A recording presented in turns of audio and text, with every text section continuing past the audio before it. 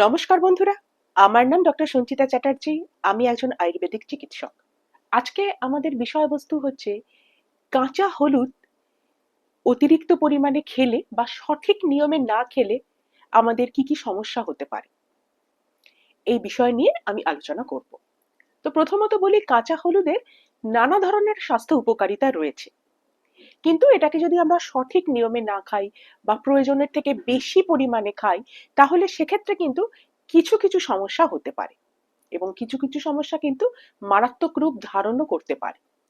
প্রথমত, কাঁচা হলুদের মধ্যে কারকিউমিন নামক এক ধরনের উপাদান থাকে, যেটা অতিরিক্ত পরিমাণে খেলে কিছু কিছু মানুষের ক্ষেত্রে কিন্তু পেটে ব্যথা হতে পারে, পেট খারাপ হতে পারে, ডায়রিয়া হতে পারে, একটা বমি বমি ভাব অথবা বমি হতে পারে, স্টমাক আপসেট হতে পারে। এটা যে সবার ক্ষেত্রে হবে তা নয়, কিন্তু কিছু কিছু মানুষের ক্ষেত্রে এই ধরনের সমস্যা দেখা দিতে পারে।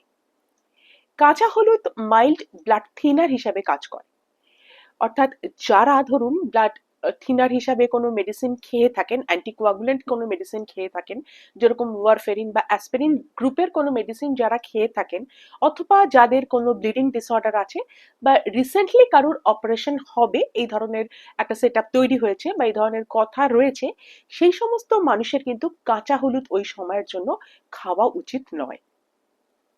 এছাড়া কাঁচা হলুদ আমাদের বাইল প্রোডাকশনটাকে বাড়িয়ে দেয়, সুতরাং যাদের গল ব্লাডারে স্টোন আছে বা গল ব্লাডারে কোনো সমস্যা আছে, তাদের কিন্তু ডক্টরের পরামর্শ ছাড়া কাঁচা হলুদ খাওয়া উচিত নয়। কাঁচা হলুদের মধ্যে হাই ডোজে অক্সালেট আছে, সুতরাং যাদের কিডনিতে স্টোন আছে অথবা কিডনি স্টোনের একটা ফ্যামিলি হিস্ট্রি রয়েছে বা আগে হয়তো একটা কিডনি স্টোন ছিল, সেটা রিমুভ করা হয়েছে, প্রত্যেকটা ক্ষেত্রে কিন্তু কাঁচা হলুদ খাবার আগে ডক্টরের পরামর্শ নিয়ে তারপরেই কিন্তু এটা খাওয়া উচিত। অনেকের ক্ষেত্রে কাঁচা হলুদ খেলে বেশ কিছু অ্যালার্জিক রিয়াকশন দেখতে পাওয়া যায়, অর্থাৎ অনেক সময় ইচিং সেন্সেশন হয়, গলা খুসখুস করে, নানা ধরনের অ্যালার্জিক সমস্যা কিন্তু কিছু কিছু মানুষের ক্ষেত্রে দেখতে পাওয়া যায়। তাদেরও কিন্তু কাঁচা হলুদ এড়িয়ে চলা উচিত। প্রেগন্যান্সিতে কাঁচা হলুদ নাই খাওয়া উচিত, তার কারণ এটা ইউটেরাইন স্টিমুলেটর হিসেবে কাজ করে, যার ফলে প্রিম্যাচিওর কনস্ট্রাকশন হতে পারে অথবা ব্লিডিং হবার একটা সমস্যা কিন্তু দেখা দিতে পারে।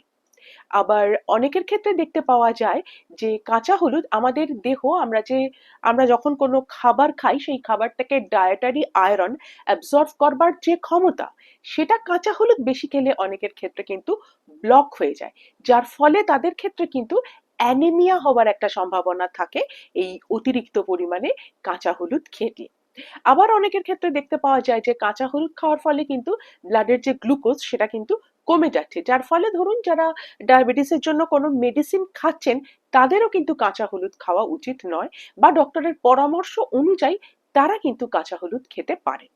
অর্থাৎ এই সমস্ত সমস্যা থাকলে কিন্তু কাঁচা হলুদ খাওয়ার আগে একটা ডক্টরের পরামর্শ নিয়ে নেবেন।